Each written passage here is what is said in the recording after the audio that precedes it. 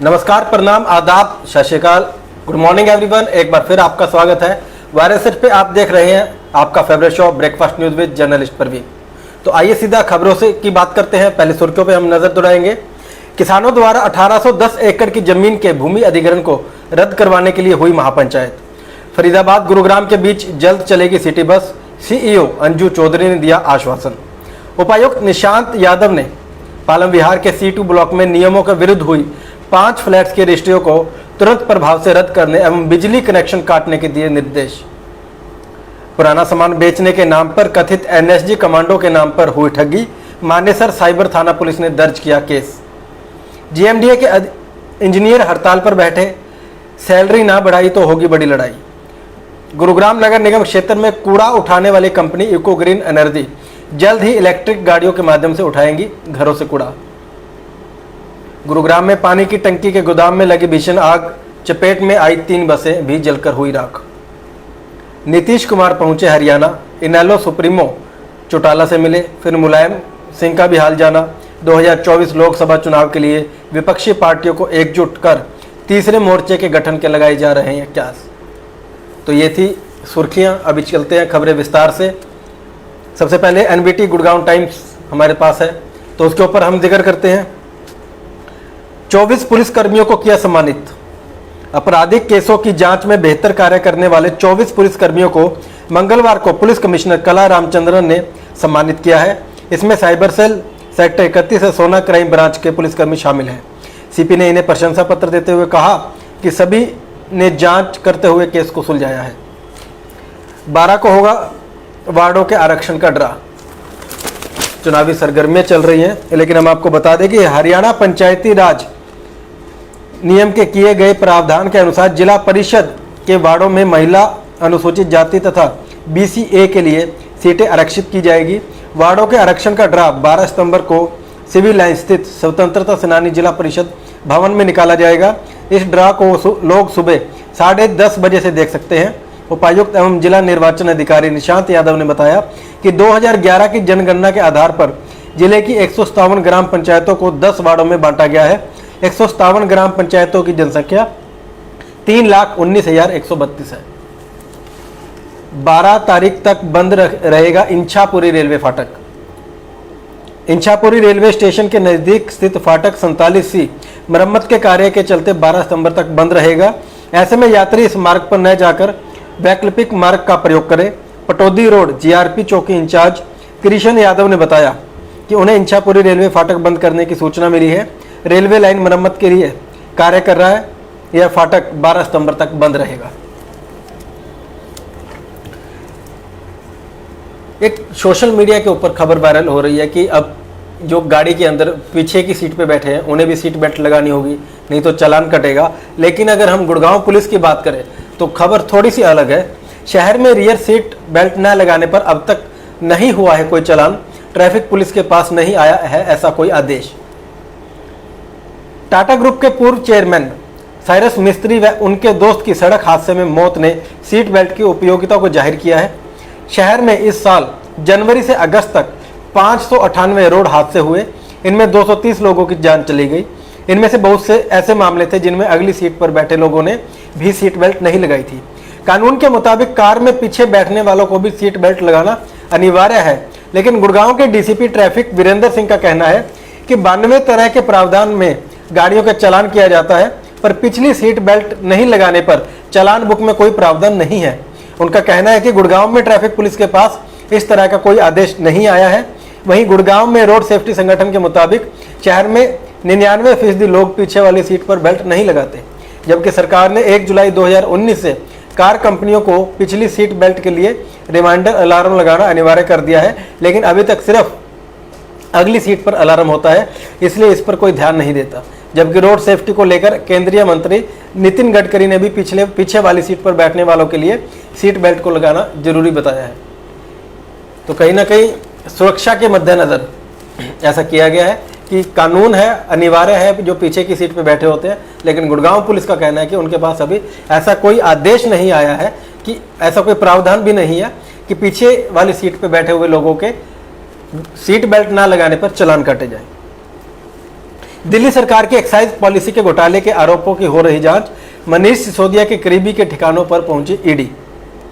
दिल्ली सरकार की excise policy में घोटाले के आरोपों पर मंगलवार को गुड़गांव में भी कार्रवाई हुई। ईडी की टीम ने गुड़गांव में 2 ठिकानों पर रेड की। ये दोनों ठिकाने अमित अरोड़ा नामक व्यक्ति के बताए गए। आरोप है कि अमित अरोड़ा दिल्ली के डिप्टी सीएम मनीष सिसोदिया के करीबी है। ईडी की टीम मंगलवार सुबह करीब 9 बजे ही गुड़गांव पहुंच गई। यहां लोकल पुलिस को सूचना देकर ईडी की टीम ने डीएलएफ फेज 3 के मीडिया सेंटर में एक मकान पर पहुंचकर रेड की कार्रवाई शुरू की, जबकि दूसरी टीम सोना रोड किनारे स्थित विपुल ग्रीन सोसाइटी के एक फ्लैट में पहुंची। ये दोनों ठिकाने अमित अरोड़ा नामक व्यक्ति के बताए गए हैं। अमित अरोड़ा की एक कंपनी बड्डी रिटेल प्राइवेट लिमिटेड के नाम से है। शराब बिक्री के कई आउटलेट इस कंपनी के चलते हैं। ईडी व पुलिस के सूत्रों ने बताया कि दिल्ली की एक्साइज पॉलिसी में कथित घोटाले में उसकी भूमिका पर जांच चल रही है। दिल्ली सरकार के डिप्टी सीएम मनीष सिसोदिया के संपर्क में अमित सीधे बताया जा रहा है। ईडी की टीम ने इनके दोनों ठिकानों पर रेड कर दस्तावेज खंगाले। तो कहीं ना कहीं जो एक्साइज पॉलिसी में कथित घोटाले को लेकर ईडी बहुत सख्त है। पिछले कई दिनों से दिल्ली के डिप्टी सीएम मनीष सिसोदिया के कई ठिकानों पर रेड की गई, उनके बैंक के लॉकर भी खंगाले गए। अब उसके बाद ईडी गुरुग्राम पहुंची है। गुरुग्राम में कई 2 ठिकानों पे रेड की गई है।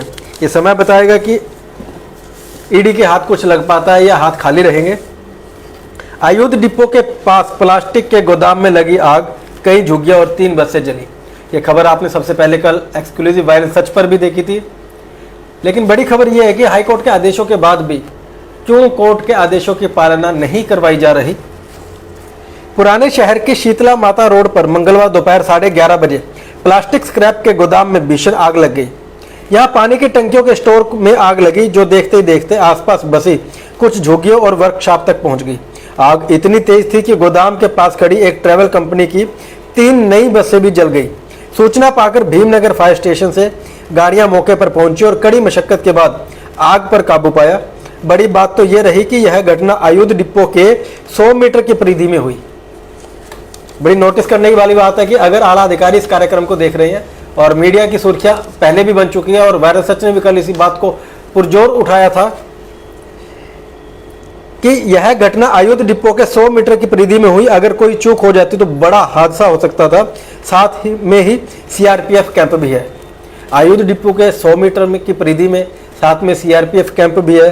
और ऐसे में अगर वहाँ पे गोदाम बन चुके हैं, झुग्गियाँ बन चुकी है, लोग रहने लगे हैं, कहीं ना कहीं निर्माण हो रहे हैं, तो कहीं ना कहीं कोर्ट की अवमानना की जा रही है। कोर्ट के आदेशों की अवमानना यहाँ पे की जा रही है। प्रशासन को सख्त कार्रवाई करने की यहाँ पे जरूरत है।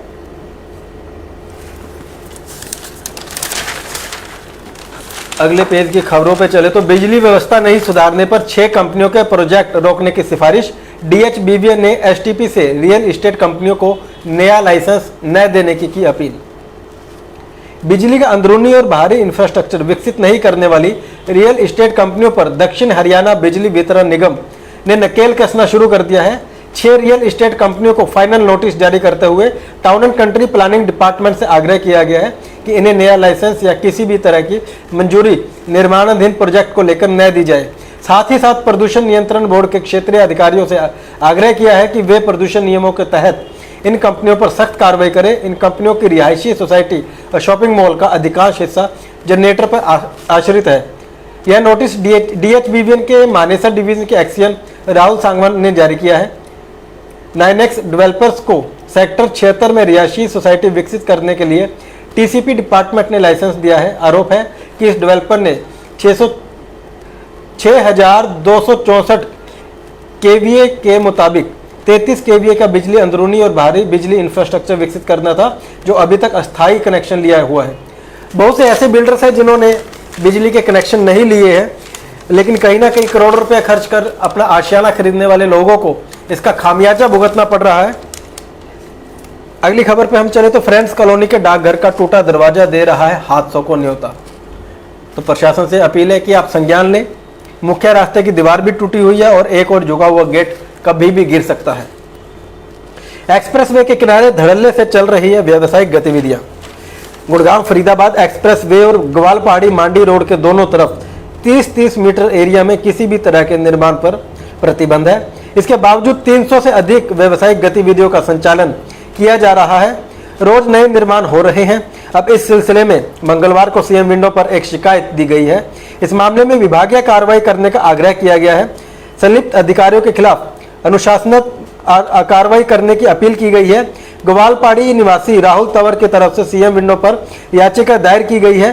पंजाब एवं Haryana land road schedule act के तहत स्टेट हाईवे के दोनों तरफ 30-30 मीटर दायरे में बिना परमिशन किसी तरह का निर्माण नहीं किया जा सकता। अब इस दायरे में शराब ठेका, आहत्य, restaurant, cafe, hotel, cafeteria, nursery चल रही है। शिकायतकर्ता के मुताबिक इसकी शिकायत कई बार नगर निगम और town and country planning department में दी जा चुकी है, लेकिन कोई कार्रवाई नहीं हुई। तो सवाल ये भी है कि शिकायत मिलने के बाद भी अगर कार्रवाई नहीं हो रही तो बड़ा सवाल यहाँ पे प्रशासन के ऊपर भी, अधिकारियों के ऊपर लगता है। 217 पशुओं में मिले लंपी वायरस के लक्षण। अब तक जिले में 217 गोवंश में लंपी वायरस के लक्षण मिल चुके हैं। पशुपालन विभाग ने अब तक 4 गायों की मौत की पुष्टि की है। पशुओं को बीमारी से बचाने के लिए पशुपालकों को घरेलू नुस्खे बताए जा रहे हैं और टीकाकरण अभियान के तहत जिले में अब तक 62,300 गायों को गोट पॉक्स वैक्सीन लगाई जा चुकी है, जिसके तहत 96% गोवंश का टीकाकरण पूरा कर लिया गया है। सरकारी आंकड़ों की माने तो 96% गोवंश का टीकाकरण पूरा कर दिया गया है और अच्छी पहल है प्रशासन की कि बहुत तत्परता से इसके ऊपर कार्रवाई की गई। आए दिन आप देखते हैं कि नगर निगम गुरुग्राम का तोड़फोड़ अभियान चलता है, सीलिंग अभियान चलता है अवैध निर्माण को लेके, लेकिन यहाँ पे जो भी आप खबर सुनने वाले हैं आप भी चौंक जाएंगे कि 15 मिनट बाद तोड़ी सील, एफआईआर दर्ज। और ऐसे बहुत से मामले हैं कि जैसे ही प्रशासन बिल्डिंग को सील करके जाता है लेकिन वो नाम मात्र की सील होती है, अंदर निर्माण कार्य एज इट इज चलते रहते हैं। पालम विहार में सोमवार को चले सीलिंग अभियान के 15 मिनट के बाद सील तोड़कर मकान का निर्माण कार्य शुरू करने के मामले में town and country planning department ने मकान मालिक, प्रॉपर्टी डीलर और आर्किटेक्ट के खिलाफ एफआईआर दर्ज करवाई है। थाना पालम विहार में यह एफआईआर दर्ज हुई है। टीसीपी डिपार्टमेंट के डीटीपी अमित मधोलिया ने सोमवार को सीलिंग अभियान चलाया था। इस दौरान 4 मकानों को सील किया गया। इनमें अवैध रूप से फ्लैट का निर्माण किया जा रहा था। सील होने के 15 मिनट के बाद प्रॉपर्टी डीलर ने सील को तोड़ दिया, फ्लैट्स का निर्माण दोबारा शुरू कर दिया। सूचना मिलते ही डीटीपी स्टाफ फिर मौके पर पहुंचा और पुलिस को शिकायत दी। तो डीटीपी डिपार्टमेंट भी लगातार पालम विहार में अप्रूव्ड कॉलोनीज में जो अवैध निर्माण हो रहे हैं उसके ऊपर भी शिकंजा कसने में लगा हुआ है। बिल्डर के साइट पर मिट्टी की जांच करने गई टीम को पीटा, ये अगली खबर आप सुन रहे हैं। सेक्टर 59 में बिल्डर कंपनी की साइट पर मिट्टी की जांच करने पहुंची टीम से मारपीट का मामला सामने आया है। आरोप है कि टीम के सामान और वाहन भी लोगों ने अपने कब्जे में ले लिए। घायलों को इलाज के लिए हॉस्पिटल ले जाया गया। पुलिस को यह शिकायत बिल्डर कंपनी की ओर से प्रोजेक्ट इंचार्ज नरेंद्र कुमार ने दी है। इनका कहना है कि हमारा project Mahira home sector 59 Behrampur गांव में है। साइट पर Kunika geotechnical services private limited company को मिट्टी की जांच के लिए बुलाया था। कंपनी की ओर से टेस्टिंग के लिए नितिन व 2 अन्य लोगों को भेजा गया था, लेकिन टीम जब यहां पहुंचे तो बहरामपुर गांव के रहने वाले रामवीर, बलराज व अन्य लोग मिलकर साइट में घुसाए और टेस्टिंग कर रही टीम के 3 लोगों को डंडों से पीटा। इन्हें जान से मारने की धमकी भी दी गई। घायलों ने वहां से भागकर अपनी जान बचाई। टीम के औजार और गाड़ी वहीं पर रह गए। आरोप है कि मिट्टी की जांच करने आई टीम के नितिन को हाथ और सिर पर चोट लगी है, जबकि उसके 2 सहायक विशाल और पिंटू को भी चोट लगी है। सेक्टर 65 थाने पुलिस ने मामले में एफआईआर दर्ज की है। एसएचओ इंस्पेक्टर दीपक ने बताया कि टीम मामले में जांच कर रही है। प्रकाशन गांव में जमीन अधिग्रहण के विरोध में हुई महापंचायत। 72 गांव के लोगों ने की महापंचायत। 18 को होगा अंतिम फैसला। 300 गांवों से पहुंचेंगे लोग। जो 1810 एकड़ की जमीन के अधिग्रहण का मामला है वो लगातार बढ़ता जा रहा है, क्योंकि किसानों का विरोध है कि वो औने पौने दामों में सरकार को देने के लिए तैयार नहीं है। लेकिन सरकार का अभी तक कोई रुख इस ओर नहीं हुआ है, कोई संज्ञान नहीं लिया गया है, जिस वजह से इस महापंचायत को अनेक नेताओं का, विपक्षी दलों का, किसानों का, गांवों का, पंचायतों का समर्थन मिल रहा है लगातार। और ये आंदोलन दिन प्रतिदिन एक विशाल रूप लेता जा रहा है। अगर हम गुरुग्राम केसरी की बात करें, पंजाब केसरी के गुड़गांव एडिशन की, तो यहाँ भी सबसे बड़ी खबर यही है कि प्लास्टिक की टंकियों के गोदाम में लगी भयंकर आग वर्कशॉप तक फैली। तीनों बसें भी आग की चपेट में आई, लाखों का नुकसान। एसडीएम ने नगर पालिका में किया औचक निरीक्षण, 3 अधिकारी मिले अनुपस्थित। उपमंडल अधिकारी नागरिक तावड़ू सुरेंद्र पाल ने मंगलवार को नगर पालिका का किया औचक निरीक्षण। इस दौरान 3 अधिकारी नदारद मिले। उपमंडल अधिकारी के पहुंचते ही नगर पालिका में हड़कंप मच गया। उपमंडल अधिकारी ने अनुपस्थित तीनों अधिकारियों की रजिस्टर में अनुपस्थिति दर्ज की। नगर पालिका में पिछले लंबे समय से अधिकारी समय पर कार्यालय में नहीं आ रहे। ऐसे अनेक मामले देखे जाते हैं और अच्छी बात है कि जो आला अधिकारी है, सीनियर अधिकारी है, इसके ऊपर संज्ञान ले रहे हैं। फर्जी नियुक्ति पत्र थमाकर 1,70,000 रुपये ठगे। नगर निगम गुड़गांव में ऐसा मामला पहले भी भारत सचिव ने उठाया था और एक और खबर आज सामने आई है कि नगर निगम गुड़गांव में नौकरी दिलाने के नाम पर युवक को फर्जी नियुक्ति पत्र थमाकर 1,70,000 रुपये की ठगी किए जाने व जान से मारने की धमकी देने का मामला सामने आया है। पीड़ित की शिकायत पर सेक्टर 18 थाना पुलिस ने केस दर्ज कर जांच शुरू कर दी है। पीड़ित ने मामले में प्रदेश के गृह मंत्री से भी कार्रवाई किए जाने की गुहार लगाई है। गुरुग्राम के सुखराली निवासी अनूप ने पुलिस को दी शिकायत में कहा कि रेवाड़ी के धारूहेड़ा निवासी अमन चावरिया ने उससे कहा कि उसकी प्रदेश सरकार में अच्छी पहुंच है, जहां पे कहा जाता है कि खर्ची पर्ची नहीं चलती है, लेकिन उन्होंने कहा कि प्रदेश सरकार में अच्छी पहुंच है। प्रदेश के मंत्री व उच्च अधिकारियों से अच्छे संबंध होने के चलते उसने कई युवकों को सरकारी नौकरी पर लगवाया है। अमन ने अनूप से कहा कि वह उसे नगर निगम सेक्टर 34 गुड़गांव में सफाई कर्मी लगवा देगा। इसके लिए उसे बड़े अधिकारियों को रिश्वत देनी होगी। इसके बाद अमन ने उससे फरवरी 2020 में रेवाड़ी के मोहल्ला शास्त्री नगर में 50,000 रुपये लिए। इसके बाद 50,000 रुपये की रकम सुखराली में 2 बार अमन चावरिया ने उससे ली।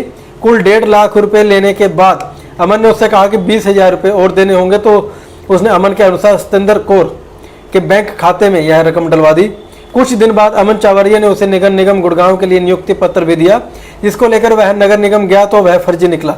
इस बाबत अनूप ने अमन से बात की तो उसने कहा कि कुछ दिन और रुको, वह उसे नगर निगम में ही लगवाएगा। अमन ने ना ही उसकी नौकरी लगवाई और ना ही उसे रुपये वापस किए। तो सरकार को संज्ञान लेने की जरूरत है कि दावे किए जाते हैं कि खर्ची पर्ची नहीं चलती है, लेकिन खर्ची पर्ची के नाम पर ऐसे जो फ्रॉड हो रहे हैं उन पर सख्त कार्रवाई की जरूरत है। नगर निगम मानेसर बनाए जाने से जिला परिषद के वार्ड 15 से घटकर हुए 10।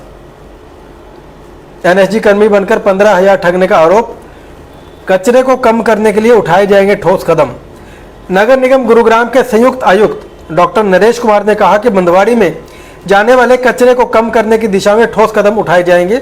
इसके लिए निगम क्षेत्र में स्थित बल्क वेस्ट जनरेटरों को ऑन साइट कंपोस्टिंग करने के लिए प्रेरित किया जाएगा तथा यह सुनिश्चित किया जाएगा कि बल्क वेस्ट जनरेटर ठोस कचरा प्रबंधन नियम 2016 की पालना अवश्य करें। यह बात संयुक्त आयुक्त ने मंगलवार को अपने कार्यालय में स्वच्छता शाखा के अधिकारियों के साथ आयोजित बैठक में कही।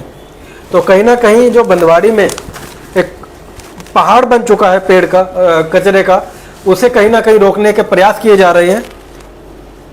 खेल स्टेडियम में सौंदर्यीकरण कार्य जल्द होगा। सोना खेल स्टेडियम देखरेख समिति के पदेन अध्यक्ष व सर्कल एसडीएम जितेंद्र कुमार ने मंगलवार को स्थानीय खेल स्टेडियम का औचक मुआयना किया। इस मौके पर नायब तहसीलदार लच्छीराम, खेल स्टेडियम प्रबंधन कमेटी के कोषाध्यक्ष प्रदीप शर्मा, लोक निर्माण एवं सड़क विभाग के अपर अभियंता, नगर परिषद अधिकारी आदि भी विशेष रूप से मौजूद रहे। एसडीएम जितेंद्र कुमार ने खेल स्टेडियम मैदान में विभिन्न खेलों को बढ़ावा देने व खिलाड़ियों के प्रोत्साहन के लिए ट्रैक बनवाने हेतु मौका मुआयना किया और निर्देश दिए कि डी प्लान योजना के तहत खिलाड़ियों व दर्शकों को तेज धूप व बरसात से बचाने के लिए 15 लाख रुपए की लागत से एक लंबे चौड़े टीन शेड का निर्माण करवाया जाए और तीर अंदाजी खेल के लिए मैदान में एक तरफ 3,25,000 रुपए की लागत से जाल बनवाया जाए ताकि खेल मैदान में आने वाले दर्शकों को चोट न पहुंचे। क्रिकेट खेलों के अभ्यास के लिए खेल स्टेडियम के गेट नंबर 1 स्थित अभ्यास स्थल पर जाल बनवाया जाएगा। साथ ही खेल स्टेडियम में आरओ युक्त एक वाटर कूलर लगवाया जाए ताकि यहां आने वाले लोगों को ठंडा व स्वच्छ जल मुफ्त में मिल सके। साथ ही खेल स्टेडियम की दीवारों पर सुरक्षा की दृष्टि से मिलिट्री वायर और खेल स्टेडियम में जगह जगह सीसीटीवी कैमरे लगाए जाने के निर्देश भी एसडीएम ने दिए हैं। जबकि बरसाती पानी के संचयन और भूमिगत जल स्तर को ऊंचा उठाने के लिए खेल स्टेडियम में बरसाती पानी के जल भराव को खत्म करने के लिए 2 रेन वाटर हार्वेस्टिंग सिस्टम लगवाए जाने के निर्देश देते हुए एसडीएम जितेंद्र कुमार गर्ग ने बताया कि इस पर करीब 5 लाख रुपए की लागत आएगी। एसडीएम जितेंद्र कुमार के माने तो स्थानीय खेल स्टेडियम में सौंदर्यकरण का काम जल्द तेजी से शुरू हो जाएगा। तो सोना के खेल स्टेडियम के लिए एक बड़ी खबर है। और गो तस्करी की खबरें लगातार मीडिया में आती रहती है और जो गो रक्षक है उनके ऊपर गोलीबारी भी लंबे समय से होती जा रही है, कहीं रुकने का नाम नहीं ले रहा। और यहाँ पे अभी एक और खबर है कि मेवात में नहीं थम रही गोकशी। 1 क्विंटल गो मांस सहित 2 आरोपी गिरफ्तार। पुलिस ने मौके से बिना नंबर की बाइक भी की बरामद। गो रक्षा दल के सदस्यों की सूचना पर नगीना पुलिस ने गांव में एक खाली प्लॉट में छापा मारकर करीब 1 क्विंटल गो मांस सहित अन्य सामान बरामद किया है। पुलिस ने 2 आरोपियों को भी मौके से गिरफ्तार किया है। नगीना पुलिस ने 2 नामजद आरोपियों के खिलाफ मामला दर्ज कर कार्रवाई शुरू कर दी गई है। कार्रवाई प्रशासन द्वारा की जा रही है, लेकिन न जाने क्या कारण है कि गोकशी करने वाले लोगों के हौसले बुलंद है, वो कहीं भी रुकने का नाम नहीं ले रहे। तो इसी के साथ हम दैनिक जागरण की अभी हम बात करेंगे, गुड़गांव एडिशन की। 3 साल से जनरेटर के सहारे पर कट रहे हैं दिन।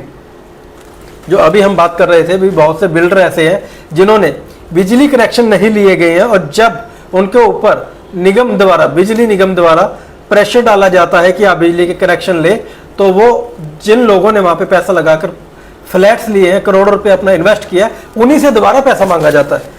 ऐसी खबरें हैं।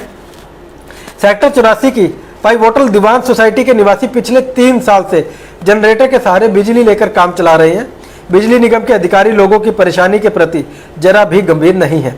31 अगस्त को जनरेटर से बिजली आपूर्ति न करने का हरियाणा प्रदूषण नियंत्रण बोर्ड का डंडा चला तो बिल्डर ने बिजली कनेक्शन लेने के लिए प्रक्रिया शुरू की। 33 kVA इंफ्रास्ट्रक्चर तैयार करने के लिए बिजली निगम को बिल्डर को 6.25 करोड़ रुपए की बैंक गारंटी देनी है। बिल्डर ने इस राशि को निवासियों पर डालकर उनको 82,000 रुपए प्रति फ्लैट जमा करवाने के नोटिस जारी कर दिए हैं। नोटिस मिलने के बाद लोग गुस्से में। उनका कहना है कि वे EDC IDC पहले दे चुके हैं, अब वे इसके लिए कोई भी राशि नहीं देंगे। वही बात यहाँ पे सामने आई है कि जैसे ही शिकंजा कसा जाता है कि आपको बिजली के कनेक्शन लेने हैं, तो बैंक गारंटी जो बिल्डर को देनी थी, वो जो वहाँ के सोसाइटी के लोग हैं, वहाँ के रहने वाले लोग हैं, वहाँ के स्थानीय निवासी है, उनके ऊपर टाल दी जाती है। और ऐसा ही यहाँ पे हुआ कि 82,000 रुपये प्रति कनेक्शन के एवज में नोटिस जारी कर दिए गए हैं, जिसमें लेके वहाँ के स्थानीय निवासियों में रोष है। लेकिन DC निशांत कुमार यादव का क्या कहना है? उनका कहना है कि निवासियों की शिकायत पर 3 अधिकारियों की समिति गठित की गई है। समिति इस पूरे मामले की जांच करेगी। फ्लैट मालिकों के साथ किसी प्रकार का अन्याय नहीं होने दिया जाएगा। बिजली का स्थायी कनेक्शन न मिलने तक बिजली आपूर्ति बेहतर करने के लिए बिल्डर को आदेश दिए गए हैं। तो उपायुक्त के द्वार में ये पुकार पहुंच चुकी है। अब देखना होगा कि कैसे न्याय मिल पाएगा। जिला परिषद के वार्डों का आरक्षण ड्राफ्ट 12 को, ये पहले हम खबर डिस्कस कर चुके हैं। इंचापुरी रेलवे स्टेशन के नज़दीक का रेलवे फाटक 12 तारीख तक बंद है, इस पर भी हम बात कर चुके हैं। लेकिन अब इससे आगे एक बड़ी जरूरी खबर आपके लिए है कि मतदाता पहचान पत्र को आधार से घर बैठे करें लिंक।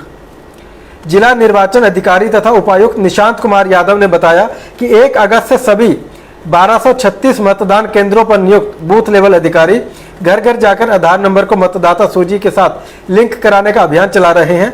उन्होंने बताया कि मतदाता अब स्वयं अपने मतदाता पहचान पत्र को आधार नंबर से लिंक कर सकते हैं। जिन व्यक्तियों का नाम मतदाता सूची में दर्ज है, वह ऑनलाइन माध्यम से फार्म संख्या 6 भी भरकर अपना आधार नंबर अपने फोटो युक्त पहचान पत्र के साथ लिंक करवा सकते हैं। उपायुक्त ने बताया कि मतदाता को सबसे पहले www.nsvp.in पर जाना होगा। अपने mobile number, email ID, voter ID number का प्रयोग कर स्वयं को पंजीकृत करना होगा। उन्होंने मतदाताओं से अपील की है कि वह गूगल प्ले स्टोर के वोटर हेल्पलाइन ऐप को डाउनलोड करें, तो आप घर बैठे ही अपना वोटर कार्ड आधार कार्ड से लिंक कर सकते हैं। तो ये थी आज की मुख्य खबरें, और आपसे रिक्वेस्ट है कि आप रोजाना इसी समय इसी प्लेटफॉर्म पे मिलते रहे। हम समय समय पे आपको अनेक खबरों से रूबरू करवाते रहेंगे, सभी समाचार पत्रों की सुर्खियों से रूबरू करवाएंगे। क्या आपके गुरुग्राम में होने वाला है, क्या हो चुका है, क्या अपडेट है, क्या प्रशासन की जानकारी है, आप तक पहुंचाने का प्रयास किया जाएगा। तो इसी तरह रोजाना देखते रहे आपका कार्यक्रम breakfast news with journalist Praveen.